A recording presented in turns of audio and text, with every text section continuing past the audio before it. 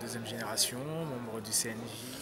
Esprit d'Ébène, c'est une association donc, interculturelle qui est née en 98 dans le quartier de la Goutte d'Or et qui se voulait être un pont entre les jeunes issus des quartiers et les pouvoirs publics ainsi que les institutions, et notamment avec comme point d'ordre de travailler avec les entreprises privées. Parce qu'on a toujours pensé que les entreprises privées, elles avaient un rôle sociétal dans la République et justement prendre parfois la place de l'État pour pouvoir former les jeunes et pour pouvoir justement les préparer au monde du travail dans le futur. Alors avant d'aller plus loin, il faut expliquer ce que c'est que le quartier de la Goutte d'Or. Alors, le quartier de la Goutte d'Or, c'est un quartier qui se trouve dans le 18e arrondissement, qui est de Paris, à côté de Barbès. C'est un quartier hyper cosmopolite, c'est un quartier, longtemps un quartier d'immigration. C'est un quartier où aujourd'hui on a plus de 200 nationalités, on a eu l'immigration de tout genre qui ont atterri là-bas. Aujourd'hui on y retrouve essentiellement l'immigration maghrébine, l'immigration je dirais ouest-africaine, on y retrouve également l'immigration je dirais des pays de l'Est, etc., etc. Et quand on regarde d'ailleurs... c'est un lieu de résidence ou c'est un lieu de passage? C'est à la fois un lieu de résidence et un lieu de passage. Et quand on regarde en fait aux abords du quartier, on a d'un côté on a Château-Rouge. Donc c'est l'Afrique noire. Château-Rouge, c'est la place de l'Afrique noire. À Marché, Paris, commerce. commerce, etc. On veut du poisson, on y les trouve. On veut du poulet fumé, on veut du gingembre, on veut du dablani, etc. On retrouve des plantains, des alocos, on y retrouve. De l'autre côté, donc du côté Barbès, on a tout ce qui est côté maghrébin, couscous, les grossistes maghrébins, etc. Quand on descend un peu plus bas à la Chapelle, on a les Tamouls, les Pakistanais, etc. Donc on retrouve toute cette culture indienne. On va de l'autre côté à Max Dormois, on retrouve toute cette culture chinoise avec tout ce qu'on peut retrouver. Que tous les gens d'ailleurs peuvent venir manger voilà. Comme chez eux, ils peuvent acheter des vêtements, des choses comme ça. Et tous ceux qui sont intéressés par ces régions-là peuvent venir aussi, bien sûr. Voilà. Je dirais que c'est le premier voyage vers l'Orient, l'Afrique, l'Asie, etc. Donc avant de voyager, si vous n'avez pas voyagé à l'extérieur, si vous n'avez pas la chance de voyager, venez à la Goutte d'Or, venez aux abords de la Goutte d'Or. Et en plus, c'est intéressant parce qu'il y a Montmartre au-dessus. Donc il y a la butte Montmartre, il y a Pigalle, il y a tout ça. Enfin, c'est vachement intéressant. C'est pas que limité, je dirais, à l'Afrique. C'est un mélange. C'est un melting pot, comme on dit. Voilà. Donc Esprit d'Ébène, c'était mettre en relation les gens de ce quartier-là. Les gens de ce quartier, essentiellement les jeunes. Voilà. Et leur trouver des travaux, et leur trouver de l'emploi. On était parti sur un constat simple. C'était qu'à l'époque, ça nous faisait chier, et je pèse mes mots, que les jeunes du quartier fassent leur stage chez l'épicier du coin ou chez le boulanger du coin. On trouvait que c'était pas formateur. Parce que lorsqu'on fait son stage et que tous ses copains viennent nous voir toute la journée, qu'on n'apprend rien, qu'on fait juste de la gestion, je dirais un peu de la galère entre guillemets. Donc pour nous, c'était important de créer ce pont, avec les entreprises. Et je reviens sur l'expression que vous avez utilisée, deuxième génération. C'est quand même une notion très importante, n'est-ce pas? Voilà, deuxième génération, c'est les enfants qui sont nés pour la plupart en France, dont leurs parents sont arrivés aux alentours des années 60. Voilà. C'est ceux qui ont quitté leur pays. Ils sont arrivés tout petits aussi ou simplement c'est ceux qui sont nés ici et qui sont arrivés tout petits. Voilà, qui sont arrivés tout petits, donc qui ont vraiment à partir de la maternelle et qui ont vraiment une vraie culture, on va dire, française, pardon. Peut-être franco-afro. Franco-afro, si on veut. Et alors, Esprit d'Ébène, c'est né à quelle période? Alors, Esprit d'Ébène, c'est né en 98. C'est né, je dirais même un peu avant. C'est une association. C'est une association. En fait, c'est né en 97 en réalité. En 98, elle s'est affirmée, elle s'est légalisée, entre guillemets. D'accord. Elle a eu ses papiers en 98, voilà. Et alors vous, Mme Siafa, vous en êtes le fondateur. Et aujourd'hui? Aujourd'hui, je suis toujours membre fondateur. Je fais partie des membres de la direction. Dans l'équipe, il y a des coordinateurs, voilà, il y a de tout. Il y a un directeur, il y a des bénévoles. Et vous verrez, l'ensemble, ils sont là, ils sont en train de... Alors, mis à part donc, cette mise en relation entre les jeunes et les entreprises, il y a quand même une caractéristique d'Esprit d'Ébène, c'est que vous êtes des créateurs d'événements. Tout à fait. Tout à fait. Un de nos points d'orgue, c'est de créer des événements qui sont toujours liés avec la diaspora africaine. C'est-à-dire, c'est d'emmener la diaspora africaine au cœur de Paris, au cœur des bobos, au cœur de la population française. Il faut expliquer ce que c'est que les bobos. Les bobos, ce sont les bourgeois bohèmes. Voilà. Les bourgeois bohèmes, ce sont les jeunes, on va dire, qui ont un peu de... Ouais, genre 30 ans, 40 ans. Hein. Ouais, trentenaires, quarantenaires, qui ont un peu de moyens et qui veulent vivre, alors pas comme leurs parents de manière hyper stricte, mais vivre avec leur temps. J'ai pas utilisé d'autres mots parce que les gens ne vont pas comprendre et je devrais donner des explications. Non, mais c'est en gros de jeunes adultes c'est une communauté qui aiment bien vivre dans des quartiers, dans les quartiers populaires. Voilà, dans les quartiers populaires et cosmopolites. Globalement, c'est ça, quand même. Enfin, c'était ça en tous les cas. C'est toujours ça. Créateur d'événements, dans quel but? Et les quelques derniers que vous avez pu... Dans le but toujours d'informer. À un moment donné, vous êtes dans un endroit, votre voisin, vous ne savez pas qui il est, vous avez besoin de le connaître. Nous, on crée des événements pour que vous puissiez croiser votre voisin et qu'il puisse vous expliquer d'où il vient, ce qu'il fait et qui il est, tout simplement. Donc c'est ça, c'est ni plus ni moins que ça, c'est le vivre ensemble, c'est apprendre à se connaître. Et nous, tous nos événements, c'est ça, ils sont orientés vers ça. C'est les diasporas africaines en France qui, à un moment donné, montrent aux bobos, voilà notre art, voilà notre culture, voilà notre littérature, voilà nos culinaires, etc., etc. Et ça, c'est vachement important. C'est ça qu'il faut montrer aux yeux du monde. C'est l'expo que vous allez voir tout à l'heure, qui, à un moment donné, remonte sur l'arrivée donc de nos parents, les primo-arrivants des années 60 jusqu'à nos jours. Qu'est-ce qui s'est passé? Qu'est-ce que c'est devenu? Aujourd'hui, quand on voit que la majeure partie de ces enfants, de ces primo-arrivants, composent par exemple l'équipe de France ou composent l'équipe nationale du Mali, si on fait le parallèle. Donc voilà, c'est pouvoir relater un peu de manière assez chronologique tous ces faits. Alors ici, on est dans un lieu assez alternatif, on va y revenir tout à l'heure. Mais par exemple, cette année, quels sont les événements que Esprit d'Ébène a créés? Sur Paris. Cette année, sur Paris, on était place de la République. On a créé Palu Art, qui était un événement... Palu Art, qui était un événement qui concernait la lutte contre le paludisme. Parce qu'il faut savoir que la lutte contre le palu, c'est encore un fléau hyper meurtrier. J'ai même envie de dire que c'est le premier fléau le plus meurtrier du monde, où il y a encore plus de 560 000 cas. Donc voilà, pour nous c'était important d'expliquer aux Parisiens, parce qu'on était au cœur de Paris. Là c'est ça, c'était place de la République, donc là c'était pas seulement les bobos, c'était pas simplement les bobos, là c'était tout le monde. Les passants. Voilà, c'était les passants. Sachant que la place de la République c'est quand même la place centrale, une des places centrales. C'était d'expliquer à un moment donné, vous avez une maladie qui tue énormément de gens, qui est proche de l'Europe, qui il n'y a pas longtemps était encore en Camargue, qui tue énormément de gens, qui tue encore dans les Antilles françaises, etc. Ça porte un autre nom. Mais l'idée c'est d'informer les gens. Quand vous allez aller dans certaines contrées africaines, faites attention, il y a le palu. À un moment donné, faites attention, regardez aussi ce qui se passe à l'extérieur. Ne soyez pas uniquement dans votre propre cocon. Et on les informe. Donc ça, c'était avant juillet. C'était le 25 avril, 24 et 25 avril. Parce que le 25 avril, c'est la journée mondiale de lutte contre le palu. Donc là, c'était vraiment en accord avec cette décision internationale. Bon, est-ce qu'il y en a eu entre Palu Art et ici aujourd'hui? Non, donc aujourd'hui, nous sommes le 29 août. On est le 29 août. Entre Palu Art et ici, il n'y en a pas eu. Il y a eu plutôt des débats. Il y a eu plutôt des débats, des échanges. Il y a eu le casting, un événement. Il y a eu le casting Miss Mali France. Alors Miss Mali France, c'est pour la fin de l'année. C'est pour la fin de l'année, c'est le 10 novembre.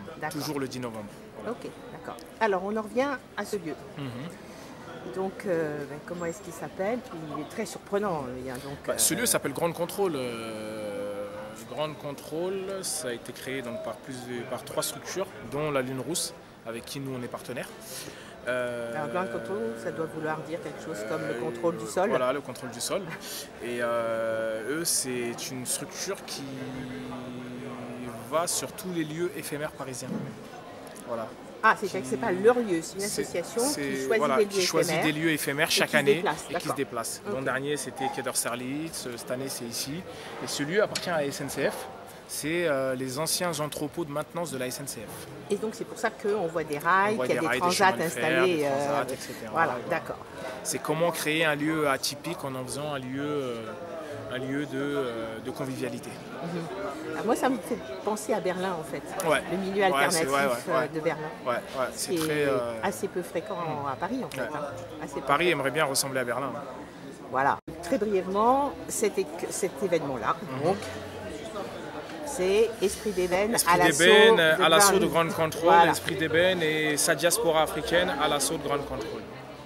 D'accord. Et quand on dit la diaspora africaine, c'est pas seulement la diaspora malienne, ce sont vraiment les diasporas africaines. D'accord. Et on va voir plein de choses.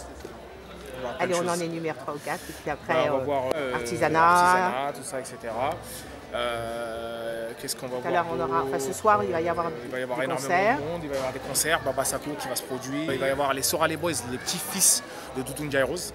Ah, très bien. Voilà, qui vont se produire vers 17 h par là. Et il y a l'expo et il va y avoir un défilé de mode qui s'appelle Peul Vagabonde. C'est une jeune styliste du quartier de la Goutte d'Or qui s'appelle Djeneba Diao et qui va faire un défilé. Et si on veut manger? Et si on veut manger, il y a ce qu'il faut. Hein. Mais il y a quoi comme ce qu'il faut? Il y a ça, il y a du gingembre, il y a des pastels, enfin il y a tout ce qu'il faut. Super. Alors là, je suis avec les dames de la cuisine. Bonjour, alors nous sommes sœurs toutes les deux, Chariatou et Aminata. Et alors, est-ce que vous êtes juste des dames qui cuisinent pour cet événement ou vous avez une cuisine un peu restaurant quelque part? Alors, on cuisine pour des événements, des anniversaires, des baptêmes, des mariages. Et alors, pendant qu'on y est, vous avez une association de cuisine? Alors, on peut en parler quand même, hein? En fait, on se lance tout juste pour l'instant. Voilà.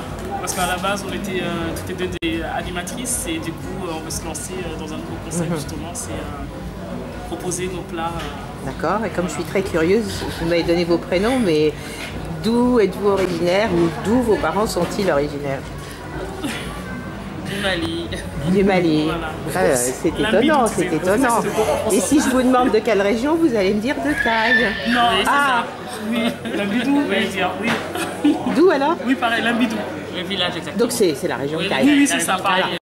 Bonjour, je me présente, je m'appelle Maïmouna, je suis opticienne et du coup j'ai lancé ma marque de lunettes qui va mettre en avant le savoir-faire français au niveau de la lunetterie, mais également toutes les étoffes africaines. Donc là ma première collection c'est une collection qui utilise le tissu africain, le wax. Donc le wax est inséré entre 2 plaques de plastique. Donc du coup on va garder l'intensité de la couleur au niveau du temps. Et si par exemple la plaque est rayée ou la lunette est rayée, on a la possibilité de la polir pour avoir une lunette intacte, toute neuve. Voilà, parce que c'est du coton qui a été transformé en résine et ça nous donne une plaque d'acétate de cellulose. Voilà, donc on a du coton, de la cotonnade. Voilà, qui viennent de Côte d'Ivoire et de Togo pour la première collection. La technique c'est de l'inclure dans une résine et ensuite vous en faites des montures. Voilà, et donc ça donne une paire de lunettes. Et alors, est-ce qu'on peut ouvrir les branches pour que je vois? Bien sûr. Ah oui, je vais m'approcher là. Super. Et donc, vous disiez, si on a une qui est rayée ou cassée, vous la reprenez puis vous la retravaillez, quoi. Et on la retravaille, on la polie et donc du coup, elle redevient toute neuve. D'accord. Voilà. Donc ça, c'est un vrai concept alors? Là, c'est un nouveau concept. Donc là, en tout cas en France, la lunette en wax n'existe pas. Et vous la vendez dans quel circuit? Parce que c'est toujours le problème, il y a une différence entre le savoir-faire et puis le faire savoir. Alors là, ça va être directement... alors j'ai un site internet qui va être lancé mi-septembre. Donc il y aura un shop en ligne. Donc on pourra acheter les lunettes en ligne et venir les récupérer dans ma boutique qui se trouve dans le 18e. Ah, vous avez une boutique d'opticien en fait? Non, alors après c'est un bureau partagé où les gens viennent récupérer les lunettes. D'accord. Voilà. Et alors on a toutes sortes de couleurs? Alors on a toutes sortes de tissus, on a 9 coloris. Donc après, on a la possibilité de vraiment personnaliser la teinte du verre. Le client, si le client veut monter des verres jaunes sur cette monture-là, on a la possibilité. Et étant donné que je suis opticienne, j'ai la possibilité de monter les verres à la vue. En plus. Sur une prescription médicale, bien sûr. Oui, bien sûr. Enfin, en tous les cas, pour que ce soit remboursé. Voilà. Partiellement. Même dans le cas, si une personne ne souhaite pas un remboursement, je fais le montage à partir d'une prescription médicale. D'accord. Et alors, si moi, je vous apporte un tissu que j'ai chez moi, par exemple, est-ce que c'est possible? J'aimerais bien l'année prochaine, à terme, on pourra arriver à ça. De personnaliser, la personne vient avec son tissu, donc on fabrique la plaque, elle se met à côté de moi, on dessine la forme de la monture ensemble et en fait on lance le montage de la monture dessinée. Et alors c'est compliqué de mettre du tissu sous résine? Ça demande une grosse machinerie. Ça demande une grosse machinerie, donc du coup moi je fais appel à des fournisseurs dans le Jura qui me fabriquent mes plaques. Donc moi je leur le Jura, donc c'est une région dans le sud-est, on va dire ça comme ça. Dans le sud-est de la France. Plutôt l'est d'ailleurs. Voilà, en fait c'est la capitale de la lunetterie française. D'une part, et puis du plastique. Et du plastique, voilà, c'est ça, du plastique. Vraiment, voilà. C'est bien, c'est une belle idée. Et est-ce que vous savez si vous êtes la seule en France, sur Paris, à avoir eu cette idée-là? Non. Avoir cette idée-là, je ne sais pas. L'avoir concrétisée en tous les cas. L'avoir concrétisée, en tout cas, je suis la seule aujourd'hui. Voilà. En tant qu'opticienne, j'ai vu aucun fournisseur qui propose des lunettes faites avec du tissu africain. On a un créateur, Alain Mikli, qui a lancé une collection avec du tissu wax, mais il ne l'a pas inséré dans le plastique. Il a rajouté comme en tant qu'accessoire en fait au niveau des branches. Moi, je voulais aller beaucoup plus loin, vraiment insérer le tissu et vraiment faire un mélange entre l'Afrique et la France. Parce que de toute façon, nos branches, la plupart du temps, elles sont en plastique. Hein, donc, oui, c'est du plastique, voilà, oui. D'accord. Et alors, est-ce que vous avez présenté votre idée dans un concours quelconque? Parce qu'en France, il y a beaucoup de concours. Il y a beaucoup de concours. Et ça aide souvent au lancement. Oui. Pas du tout, parce que le lancement, c'était le 12 juin. Et j'ai pas forcément eu l'idée de faire des concours. La marque de ma lunette, c'est My Wax. Donc, c'est un mélange entre mon prénom, My, tout le monde m'appelle My, et le tissu africain que j'utilise essentiellement dans la confection de mes lunettes. Et mes parents sont originaires du Sénégal, oriental. Voilà. Donc ça veut dire plutôt... À l'est, limite frontière malienne. Voilà, c'est ça, du côté malien, guinéen, etc. Voilà. Bon, je suis avec Sadio Bi, styliste, créateur de mode. Je suis créateur et styliste. Je suis basé à Paris, dans le 10e. Je métisse la mode. Je travaille l'imprimé africain sur des formes modernes. Pour les Occidentaux, pour les Africains, pour tous ceux qui veulent porter l'Afrique, l'imprimé africain. Tous les 6 mois, je fais une collection, printemps-été, automne-hiver. Toujours avec l'imprimé africain, le wax. Alors, qu'est-ce que c'est que ce métissage? Donc, ça veut dire le wax ou les cotonnades africaines. Vous les faites venir d'Afrique principalement, il y a des pièces, dans la mesure du possible. Oui. J'ai beaucoup travaillé l'indigo, le bogolan au Mali, qui est tissé au Mali. Et c'est une matière que j'aime beaucoup parce que... Les tissages traditionnels, impériaux. Voilà. J'aime beaucoup parce que c'est des matières qui sont un peu, comment dire, brutes. Et ça peut s'adapter au climat occidental parce que c'est assez épais pour l'hiver. En même temps, c'est graphique. Oui, je travaille la matière malienne, je travaille la matière sénégalaise, je travaille de différentes matières de différents pays africains. Des cotonnades plus légères. Plus légères aussi, comme la voile, le bazin teint. Voilà. D'ailleurs, Le bazin riche ou celui qu'on martèle là? Oui, c'est celui qui est amidonné, voilà. Celui qui est teint. J'aime beaucoup cette matière et en général, je conseille aux clients qui veulent se marier de faire une robe avec ces matières. C'est soyeux, parce que c'est joli, parce que c'est élégant, parce que ça va à tout le monde. Alors, est-ce que vous faites vos collections et des défilés ici? Oui, tous les 6 mois, en fait, je fais une nouvelle collection. Et la collection, il y a une thématique. D'ailleurs, je prépare le prochain, le 2 octobre. J'invite les téléspectateurs. Alors, la thématique du prochain, c'est quoi?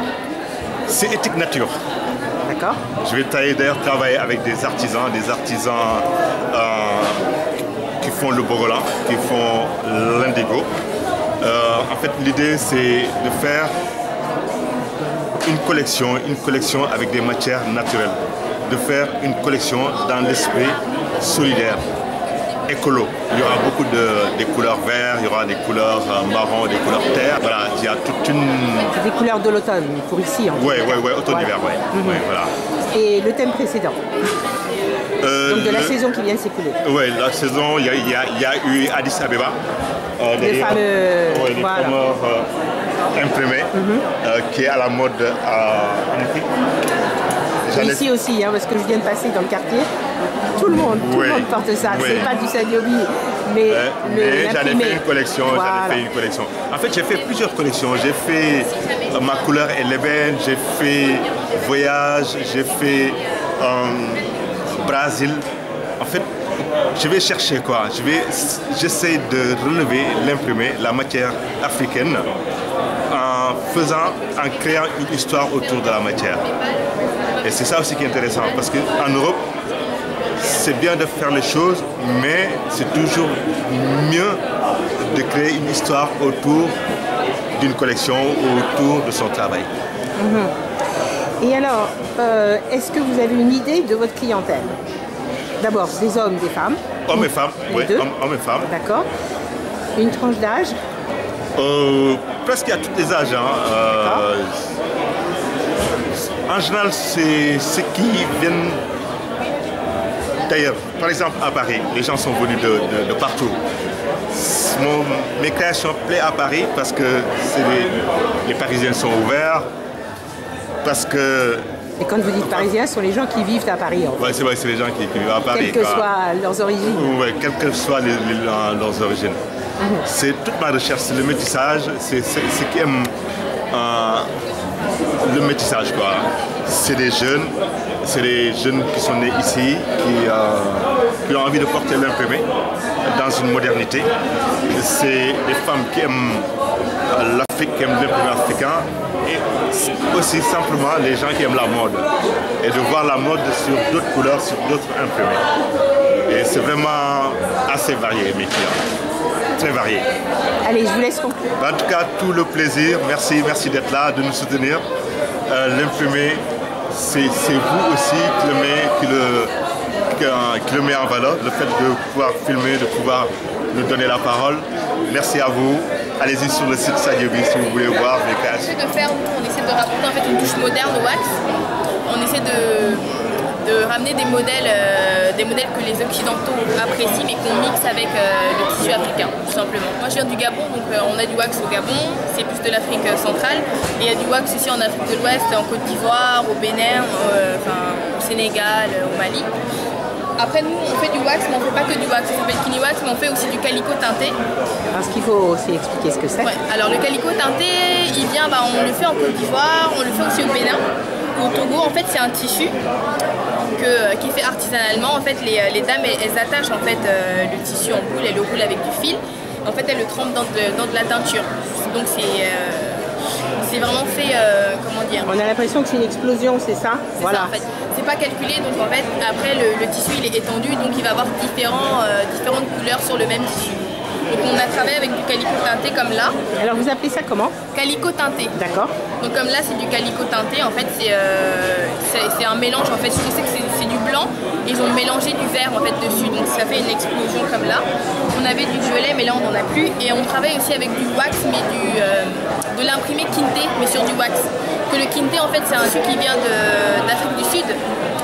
Et c'est plutôt ce genre de motif, tissu vraiment très épais qui le font. Et là, ces dernières années, ils ont décliné le Kinte sur du coton en fait, sur un tissu plus léger. Travailler avec votre mère, c'est-à-dire que c'est vous qui créez les bijoux? Ouais, c'est nous en fait qui font les créations.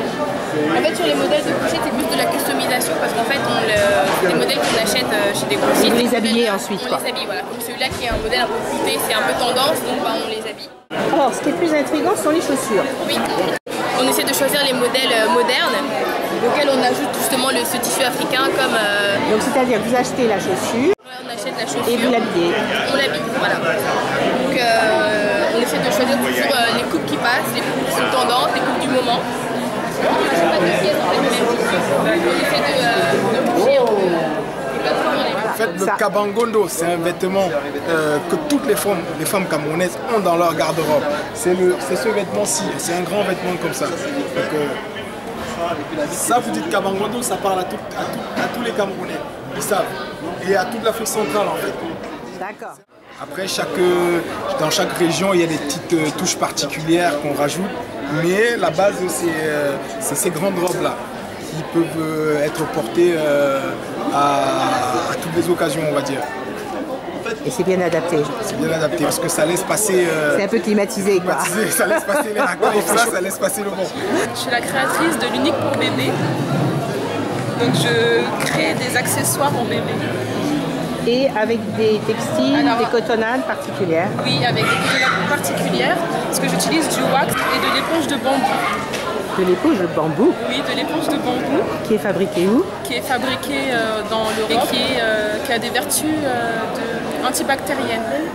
D'accord. Et qui est très douce. Et qui est lavable? Oui, c'est lavable. C'est très doux pour la peau des bébés aussi. Et ça tient très bien à la machine.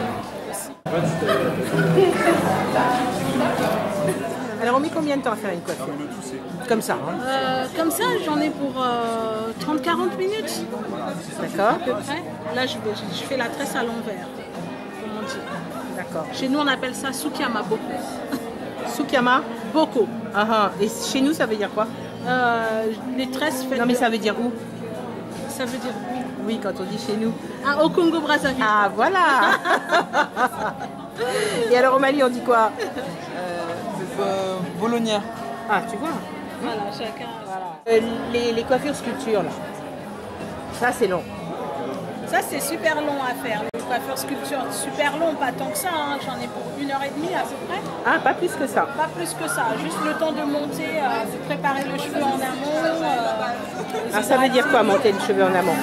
Préparer le cheveu, déjà, c'est déjà bien hydrater le cheveu, le démêler. Et ensuite... il y a des rajouts pour faire la sculpture, là? Oui, il y a des rajouts. J'ai rajouté des rajouts pour avoir le volume parce qu'avec ses cheveux, elle a beaucoup de cheveux mais on n'aurait pas eu ce volume-là. Donc j'ai rajouté des pièces que j'ai déjà pré-fait à la maison et qu'ensuite je les monte quand je fais des shows coiffure. Et alors question, vous avez un salon? Non, je n'ai pas de salon. C'est bien ce que j'avais cru voir, effectivement. Je n'ai pas de salon, je travaille en freelance. Ce que j'aime le plus en fait, c'est faire les événements. On vous a vu beaucoup sur Paluart. Oui, Paluart, c'était un bel événement sur la place de la République. Oui. D'ailleurs, j'ai présenté quelques modèles de Queen of Africa parce que c'est le thème sur lequel je bosse. Parce que j'aime l'histoire de reines d'Afrique.